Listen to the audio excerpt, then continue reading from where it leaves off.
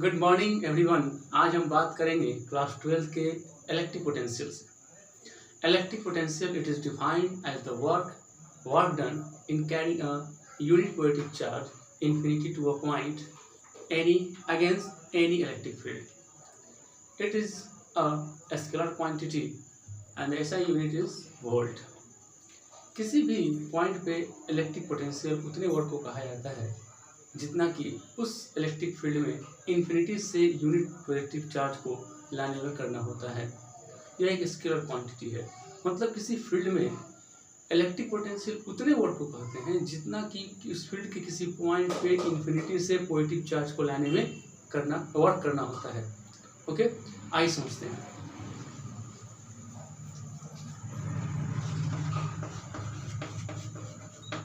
Electric potential. Okay, अब ये positive charge है तो इसके अराउंड यह इसका इलेक्ट्रिक फील्ड है। अब इस इलेक्ट्रिक फील्ड के इन्फिनिटी पे कोई चार्ज क्यू है। अब इस चार्ज को इन्फिनिटी से इलेक्ट्रिक फील्ड के किसी पॉइंट पे हम जब लाएंगे तो हमको वर्क करना पड़ेगा, क्योंकि पॉजिटिव इलेक्ट्रिक फील्ड का डायरेक्शन आउटवर्ड डायरेक्शन होता है, तो इसके अगेंस्ट हम इसको लाएंगे। तो अगेंस्ट से वर्क करेंगे और इसको जो इलेक्ट्रिक फील्ड में लाएंगे, इसी वर्क डन को हम इस फील्ड में किसी पॉइंट पे इलेक्ट्रिक पोटेंशियल कहेंगे। ओके, तो क्यू को जब यहाँ पे इन्फिनिटी से इस पॉइंट पे लाते हैं, इलेक्ट्रिक फील्ड के किसी पॉइंट पे लाते हैं, तो हमको डब्ल्यू वर्क करना पड़ता है। कितना वर्क करना पड़ता है? डब्ल्यू। तो क्यू चार्ज को लाने में डब्ल्यू वर्क करना पड़ता है। क्यू चार्ज को लाने में हमको डब्ल्यू वर्क करना पड़ता है। तो यूनिट चार्ज को लाने में डब्ल्यू बाई क्यू वर्क करना होगा, यानी कि according to definition bring the unit positive test charge infinity to electric field, this work done is called electric potential at that point. So V equal to W by Q। Quantity क्या होगा? Scalar.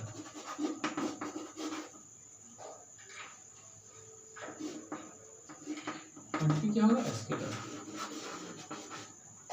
Unit क्या होगा? Volt. Unit क्या होगा? Joule. और charge का coulomb. Joule और coulomb क्या करते हैं? वोल्ट। ठीक है।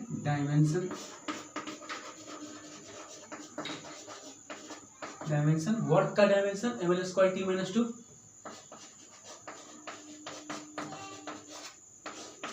और Q का 80 क्या होगा? ml स्क्वायर t माइनस 2 है, एक और जाएगा तो -3 और ए ऊपर गया तो -1। ओके, तो ये इलेक्ट्रिक पोटेंशियल हो गया। अब 12th क्लास में हमको इलेक्ट्रिक पोटेंशियल का वैल्यू किसी सोर्स चार्ज से निकालना है। तो आइए देखते हैं electric potential due to a source charge.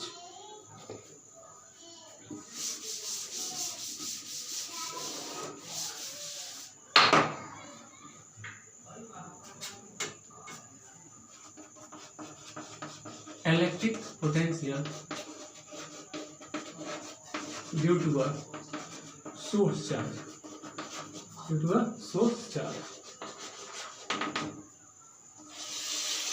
suppose that यह एक सोर्स चार्ज है Q। अब इस सोर्स चार्ज से हमको r डिस्टेंस के P पॉइंट पे इलेक्ट्रिक पोटेंशियल का वैल्यू निकालना है। तो r डिस्टेंस के P पॉइंट पे इलेक्ट्रिक पोटेंशियल का वैल्यू निकालना है। क्या होगा? ठीक है, सोर्स चार्ज की वजह से P पॉइंट पे r डिस्टेंस के P पॉइंट पे हमको पोटेंशियल का वैल्यू निकालना है, यानी कि यह P पॉइंट इस सोर्स चार्ज के इलेक्ट्रिक फील्ड के अंदर है। इलेक्ट्रिक फील्ड के किसी पॉइंट पे इलेक्ट्रिक पोटेंशियल उतने वर्क को कहते हैं जितना कि इन्फिनिटी से उस पॉइंट पर किसी यूनिट चार्ज को लाया जाए। ओके, तो हम क्या करते हैं कि यहाँ से कंसीडर करते हैं कि यहाँ से x डिस्टेंस के a पॉइंट पे कोई चार्ज क्यू है जो कि इन्फिनिटी पे है। कितने डिस्टेंस पे? x डिस्टेंस पे कोई चार्ज है क्यू। तो इस इन्फिनिटी से p पर लाने में जो वर्क डन होगा वही इस p पॉइंट पे इलेक्ट्रिक पोटेंशियल का वैल्यू होगा due to source charge. Okay, तो हम क्या करेंगे, एक छोटा सा वर्क करेंगे। a से कुछ दूरी पर b पर लाएंगे चार्ज को। कहाँ लाएंगे? a से b पे कितना डिस्प्लेसमेंट हुआ? dx। ये डिस्प्लेसमेंट इलेक्ट्रिक फील्ड, इसका इलेक्ट्रिक फील्ड है, इलेक्ट्रिक फील्ड के अपोजिट हो रहा है, इसलिए वर्क नेगेटिव होगा। ओके, तो आइए देखते हैं। Work done by the charge q points a to b is equal to, तो छोटा वर्क है a to b, तो is equal to dw मतलब small work, force into displacement, work equal to force into displacement minus Q, against electric field हो रहा है, electric field के against work हो रहा है, इसलिए माइनस लगेगा। फोर्स इनटू डिस्प्लेसमेंट, डिस्प्लेसमेंट कितना हो रहा है dx, अब फोर्स कितना लग रहा है, तो कूलम्स लॉ से q यहाँ है, एक q यहाँ है, दोनों के बीच का डिस्टेंस x है, तो कूलम्स लॉ से फोर्स क्या होगा, तो फोर्स होगा 1/4 pi epsilon not q1 q2 upon r square होता है ना, तो q1 q2 upon x square. Okay, तो again work done by the charge q infinity to point p, infinity to point P. अब इंफिनिटी से point P तक लाने में कितना वर्क करना पड़ेगा, तो छोटा सा वर्क करने में इतना वर्क करना पड़ता है, छोटा सा डिस्प्लेसमेंट करने में इतना वर्क करना होता है, तो इंफिनिटी से पी पॉइंट पर लाने में कितना वर्क करना पड़ेगा, तो इंटीग्रेशन का यूज करेंगे, इंटीग्रेशन डी डब्ल्यू, इंटीग्रेशन कहाँ से, इंफिनिटी से कहाँ, पी पॉइंट कहाँ है, सोर्स चार्ज से आर डिस्टेंस पे, तो इंफिनिटी से आर का लिमिटेशन देंगे, मतलब कि अब जो वर्क निकल रहा है वो इंफिनिटी और आर के बीच का निकल रहा है, ठीक है, minus F into D X, F का वैल्यू यहाँ पुट करेंगे, डी एक्स का एक्स इंटीग्रेशन, तो डी डब्ल्यू का डब्ल्यू, तो W is equal to minus infinity से R minus 1/4 pi epsilon not q upon X square into D X, F का value कितना dx, ओके, इंटीग्रेट कर लीजिए इसको, w इक्वल टू dx के रिस्पेक्ट में इंटीग्रेशन है, x को रखेगा बाकी सबको बाहर करेगा, minus 1/4 pi epsilon not q integration infinity to r 1/x square dx, x square बोल जाएगा तो -2, ओके।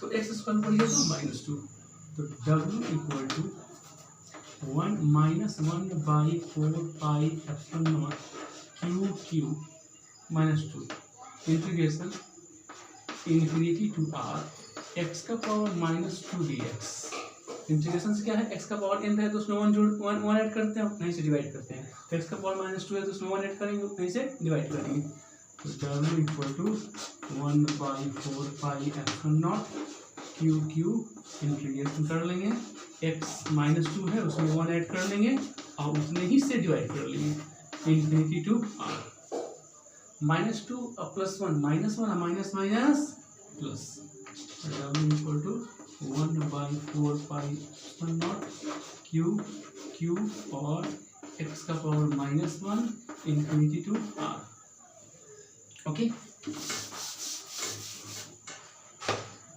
-2 +1 -1 और माइनस प्लस हो गया, w equal to 1/4 pi epsilon not q 1/x हो जाएगा, -1 है तो इंफिनिटी से r।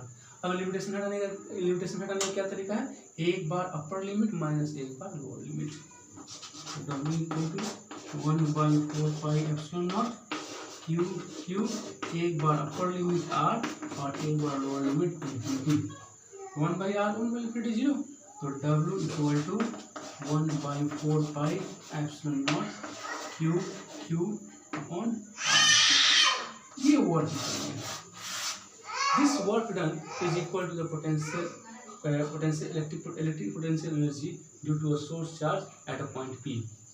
Okay, but we know V equal to W by Q. तो V इक्वल टू W का वैल्यू कितना है, ये 1/4 Q की बजाय 1/4 Q by R, अब by Q into Q, Q से Q कैंसिल, तो ये V equal to 1/4 Q upon R,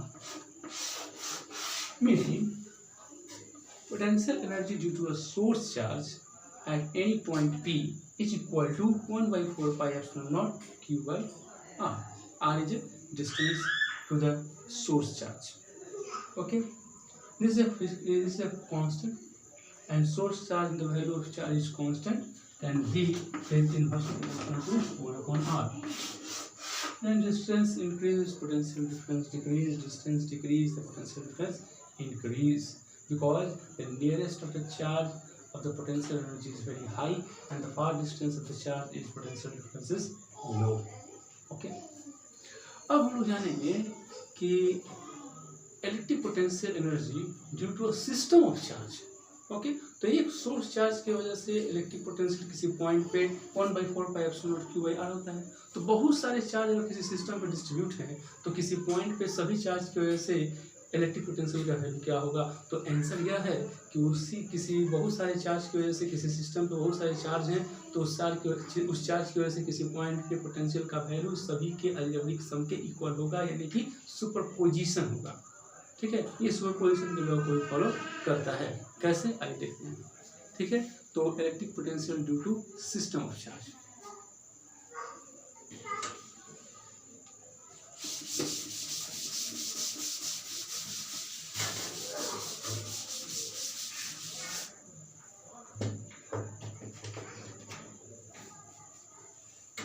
Electric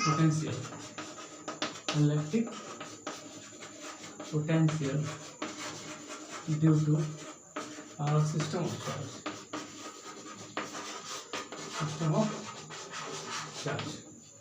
Electric potential due to system of charge. Okay, अब सिस्टम ऑफ चार्ज मतलब कि कोई एक सिस्टम है, कोई एक प्लेन है, ठीक है, x, और ये वहाँ पे P पॉइंट है. ठीक है, अब इस XY प्लेन में बहुत सारे चार्ज का डिस्ट्रीब्यूशन है. एक सिस्टम है जहाँ से सिस्टम का XY प्लेन है जहाँ पे चार्ज का डिस्ट्रीब्यूशन है. एक चार्ज यहाँ है, एक चार्ज यहाँ है, एक चार्ज यहाँ है, एक चार्ज यहाँ है, एक चार्ज यहाँ, बहुत सारे चार्जेस हैं. अब इस Q1 charge, Q2 charge, Q3 charge और Q4 चार्ज, यह Q1 चार्ज है, यह Q2 चार्ज है, यह Q3 चार्ज है और ये Q4 चार्ज है. और सबका डिस्टेंस क्या है, R1, R2, R3, R4. सबका डिस्टेंस कितना है, R1, R2, R3, R4. और अभी हम जाने हैं कि किसी चार्ज की वजह से किसी पॉइंट पे, किसी R डिस्टेंस के किसी पॉइंट पे पोटेंशियल का value 1/4 Q by R square होता है, मतलब कि चार्ज और उसका डिस्टेंस. ठीक है, तो आइए देखते हैं. Potential, electric potential at point P due to Q1 charge is equal to V1 मान लीजिए. ओके, V1 मान लीजिए is equal to 1/4 Q1 upon R1. Okay, अभी पढ़े किसी चार्ज की वजह से किसी पॉइंट पे पोटेंशियल का वैल्यू कितना होता है. और again similarly due to Q2 charge V2 is equal to 1/4 Q2 R2.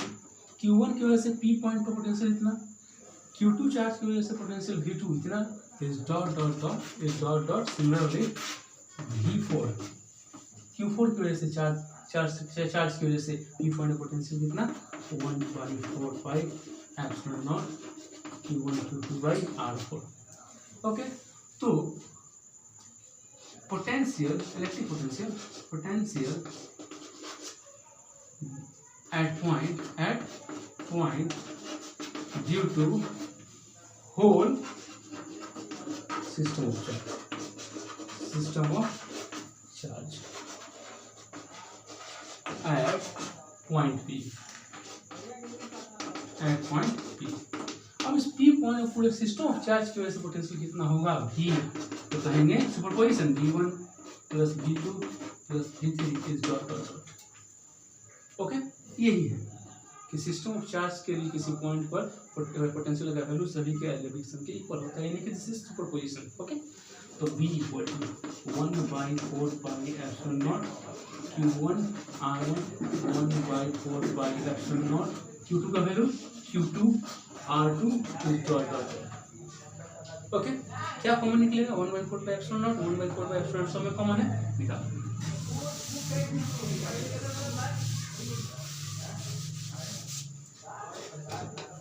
तो V equal to 1/4 pi epsilon naught common निकालेंगे, क्या बचा Q1 upon R1 Q2 upon R2 is dot dot.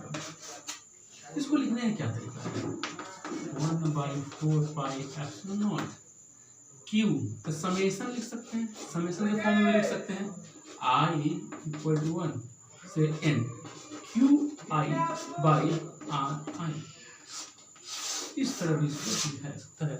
I equal to 1 तो Q1 R1, I से N तक ले तो N तक रहेगा, सिस्टम ऑफ चार्ज अगर N है तो N तक जाएगा तो पूरा समेशन N तक, अगर 10 तक है तो यहाँ 10 रहेगा, तो ये समेशन के फॉर्म में लिखने का तरीका है। अब ये जो सिस्टम ऑफ चार्ज होते हैं जिसपे कि चार्ज डिस्ट्रीब्यूट होते हैं वो सिस्टम कितने तरह के हो सकते हैं, चार्ज का डिस्ट्रीब्यूशन किसी सिस्टम में कितने तरह से हो सकता है, तो कहेंगे 3 तरह से हो सकता है, linear charge distribution, volume charge distribution and surface charge distribution. तो अगर किसी सिस्टम के चार्ज का डिस्ट्रीब्यूशन लीनियर, सरफेस या वॉल्यूम चार्ज डिस्ट्रीब्यूशन है तो वहाँ पे पोटेंशियल का वैल्यू क्या होगा, आगे देखते हैं।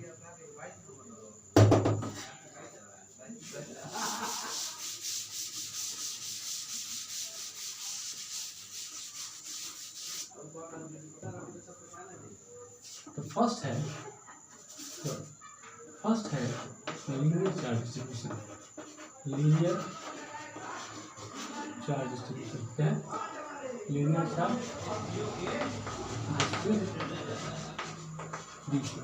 तो लीनियर चार्ज डिस्ट्रीब्यूशन क्या होता है, lambda equal to Q upon L, therefore Q equal to lambda L। ठीक है, लैम्डा से शुरू करते हैं। दूसरा क्या है, सरफेस चार्ज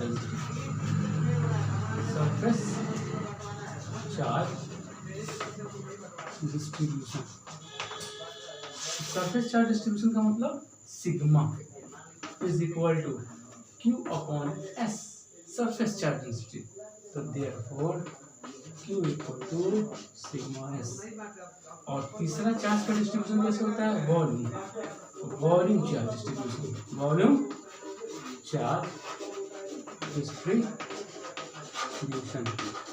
तो volume charge distribution rho is equal to Q by V, V मतलब volume, therefore Q equal to rho E।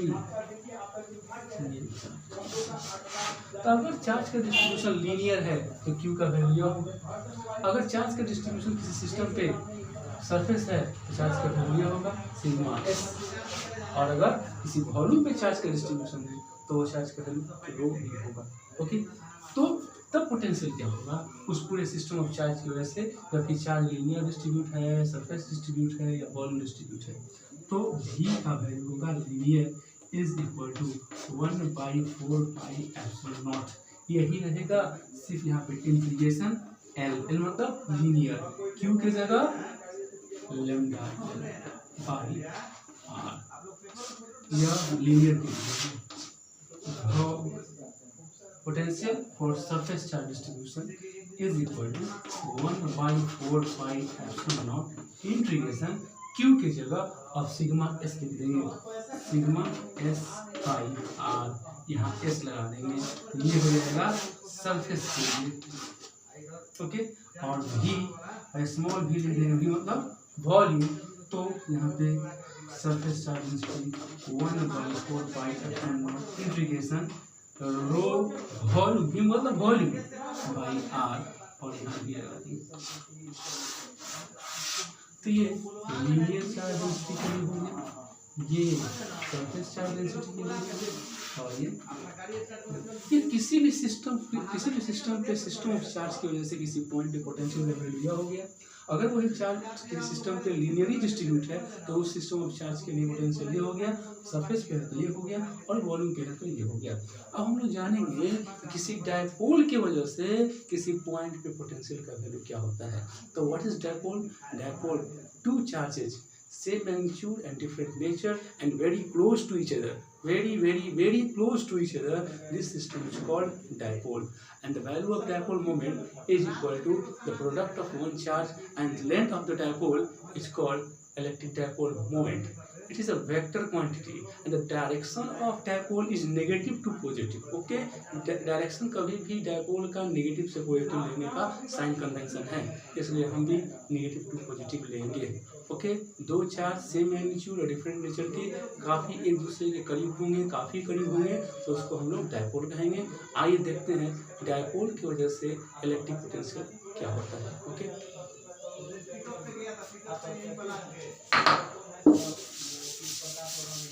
Electric potential due to a dipole. Okay, तो electric potential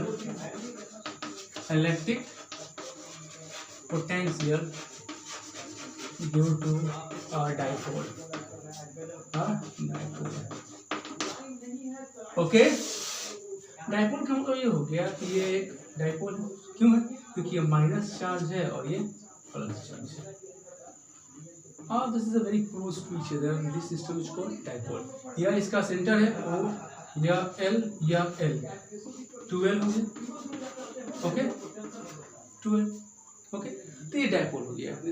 and dipole moment, तो dipole moment, electric dipole moment is equal to one charge into 2L, one charge into 2L, यानी कि it is denoted by P equal to Q into 2L. It is a vector quantity and dimension is LAT. Dimension क्या होगा इसका? LAT. Dimension equal to LAT. Okay, vector quantity, और इसका direction क्या होता है? नेगेटिव टू पॉजिटिव होता है। ओके, चलिए, अब इसकी वजह से इलेक्ट्रिक डायपोल की वजह से किसी पॉइंट पे इलेक्ट्रिक पोटेंशियल का क्या वैल्यू होता है, देखते हैं। तो डायपोल जो है बहुत छोटी क्वांटिटी है, ठीक है।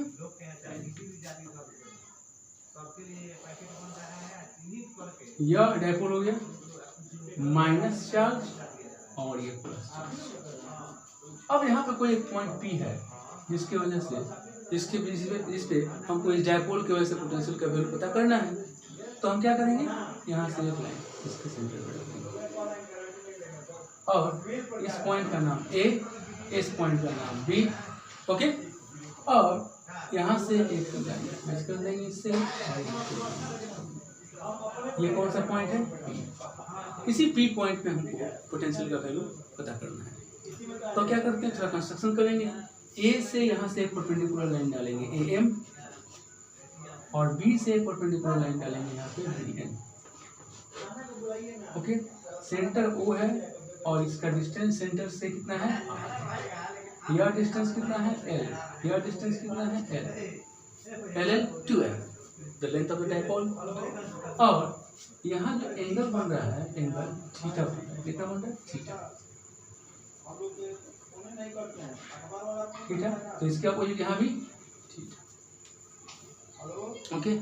तो हम पता लगाते हैं कि इस OM का वैल्यू क्या होगा और ON का वैल्यू क्या होगा। लेकिन एक बात जान लेंगे जरूर कि यहाँ जितने पॉइंट्स हैं वो सब एक दूसरे के काफ़ी क्लोज है, क्योंकि dipole is a very small quantity, this is very small quantity, all the points is very close to each other, then the value of PM approximately equal to PA, the value of PB, the is approximately equal to PN, because all points are very close to each other.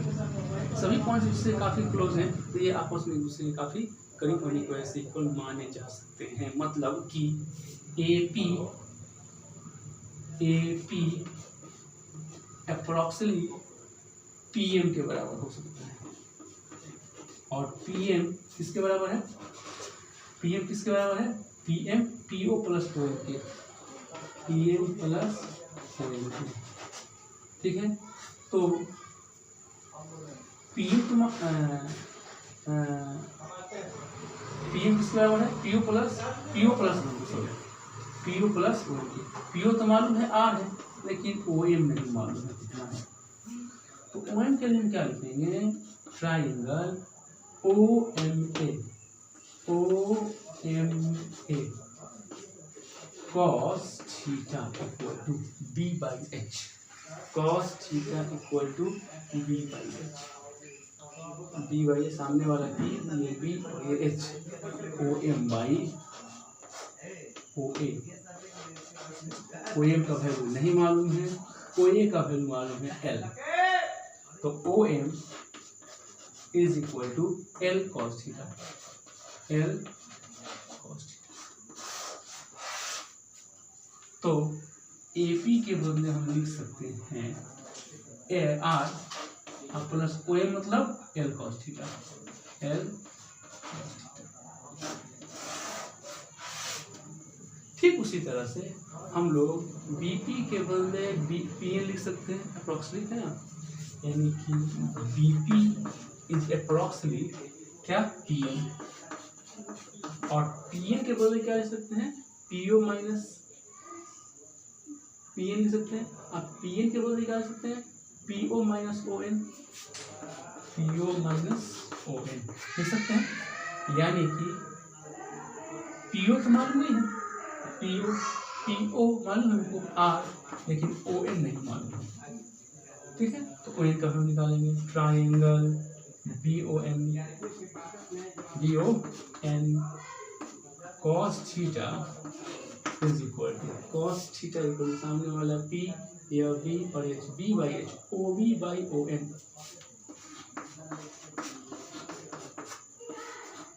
cos theta equal to OB, L और ON नहीं माना, sorry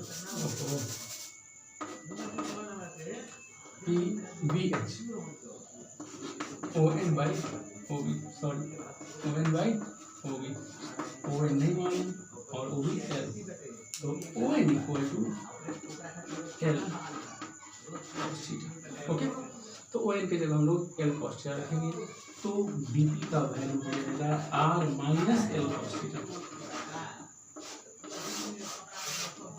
तो AP और BP का value इतना हम लोग लिख सकते हैं, ठीक है। अब आगे देखते हैं कि प्लस चार्ज की वजह से इस पॉइंट की पोटेंशियल कितना है, और माइनस चार्ज की वजह से इस पॉइंट की पोटेंशियल कितना होगा, और टोटल डायपोल की वजह से पोटेंशियल कितना होगा, याद है BP और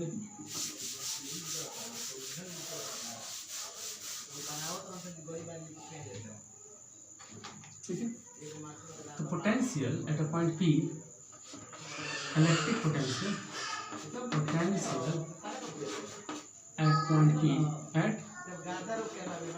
at point P due to plus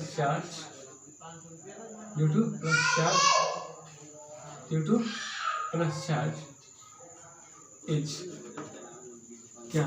V1 is equal to 1/4 pi epsilon naught Q by R, R मतलब BP, ठीक है। Potential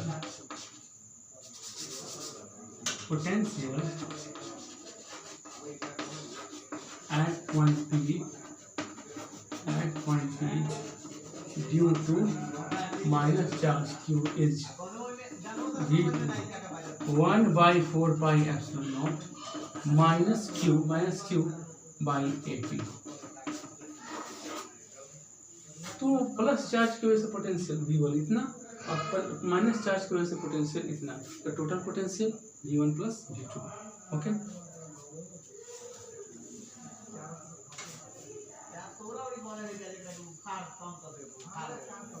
AP is equal to R plus L cos theta और BP is equal to R minus L cos theta.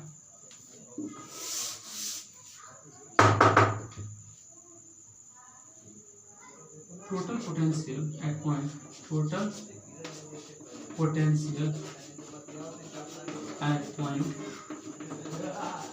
point P due to dipole is equal to V1 plus V2। V1 का value कितना है 1/4 pi epsilon not Q upon BP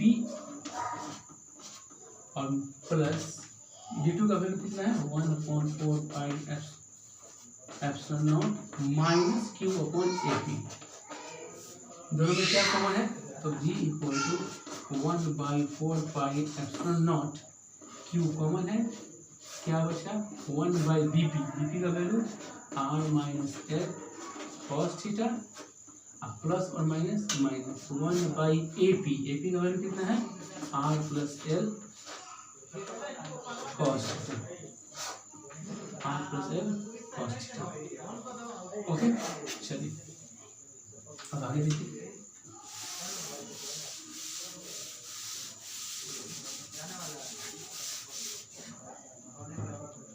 तो V equal to निकला 1/4 pi epsilon not Q।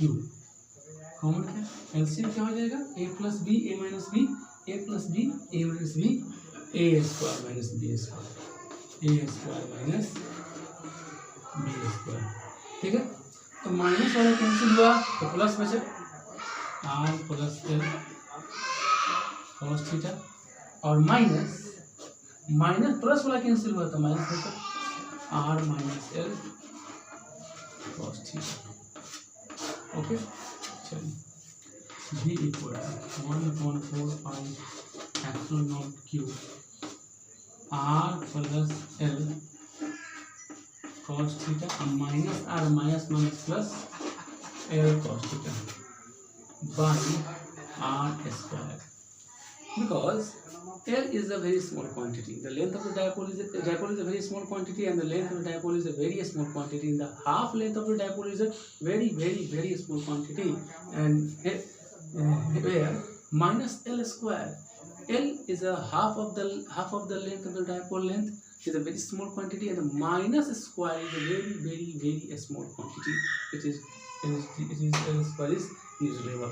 आप इसे न्यूज़लेबल कर सकते हैं, तो हम क्या लिखेंगे L is very less R, तो हम L को इग्नोर कर सकते हैं R स्क्वायर, R से R कैंसिल, तो V equal to 1/4 pi epsilon not Q into L cos theta 2L cos theta upon R square.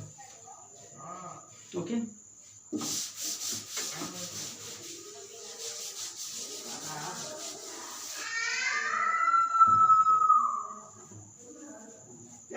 Q into 12 क्या होता है, P equal to Q into 12, तो V equal to 1/4 pi epsilon not Q into 12 electric dipole moment P cos theta into R square. Okay, this is the potential at a point P due to a electric dipole. अब condition क्या है, case 1 क्या है कि if theta equal to 0 degree, first case क्या है, theta अगर 0 degree है तो क्या होगा, V का value V equal to 1/4 pi epsilon naught P cos 0 degree by R square. cos 0 का वैल्यू 1, यानी कि V is equal to 1/4 pi epsilon naught P upon R square. अच्छा, जब थीटा का वैल्यू 0 हो जाएगा तो P पॉइंट कहाँ चला जाएगा, आइए देखते हैं।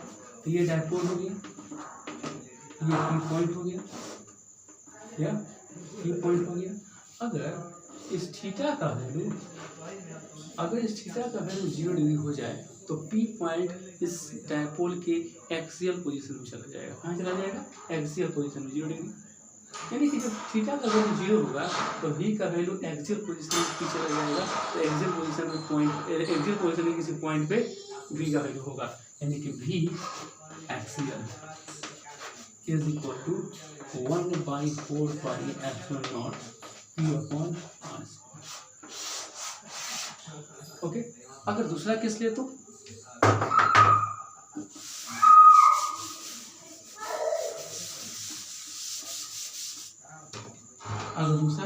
केस 2 अगर ले तो a for theta equal to 90 degree, तो V equal to 1/4 pi epsilon naught P cos 90 degree by R। तो cos 90 का वैल्यू 0, तो V इक्वल टू cos 90 0 तो 0। अब एक्सियल पोजीशन अब जब थीटा का वैल्यू एकदम 90 डिग्री हो जाए, एकदम 90 डिग्री हो जाए,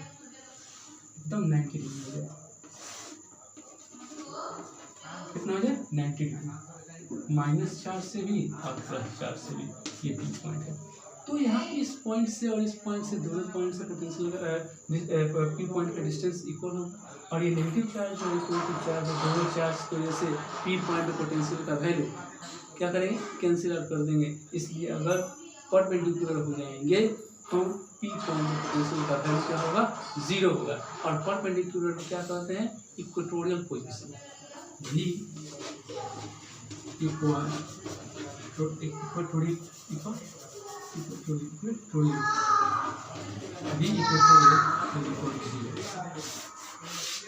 ये था due to dipole. Next video में बात करेंगे हम Gauss's theorem and its application. Thank you.